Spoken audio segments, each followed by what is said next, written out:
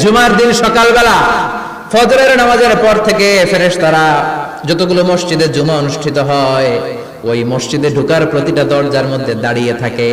কারা কারা আগে আগে জুমার নামাজ পড়ার জন্য মসজিদে যায়, প্রত্যেকের নামগুলো একটা জান্নাতের রেজিস্ট্রি খাতার মধ্যে তুলে নেয়। এই নামগুলো স্পেশালি আল্লাহর কাছে পাঠানোর জন্য। সুবহানাল্লাহ কইবেন না? সুবহানাল্লাহ। ডানে বায়ে সামনে পেছনে যতগুলো দরজা, প্রতিটা দরজায় ফেরেশতারা বসে থাকে। কে আগে আসলো নাম তুলে দেয়।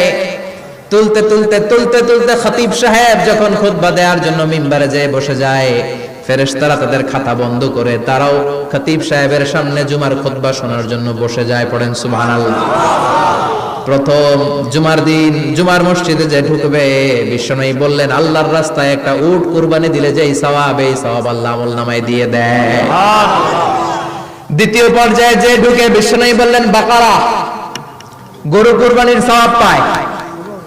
তিন নম্বরে যে ঢুকবে, বিশ্বনবী বললেন কাবশা, হাদিসের ভাষায় এসেছে আল কাবাস, কাবাস মানে হলো বকরি, বকরি কুরবানির সওয়াব। চার নম্বরে যে ঢুকবে তার হচ্ছে দাজাজা, দাজাজা মানে মুরগি।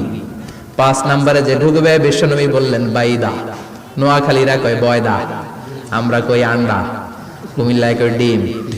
আছে না নাই? এক দেশের কত ভাষা, এক দেশের গালি আর এক দেশের বুলি। আমরা বলি ছেলে, কুষ্টিয়ায় বলে পুত্র, আরেক জায়গায় গেলে বলে হুত।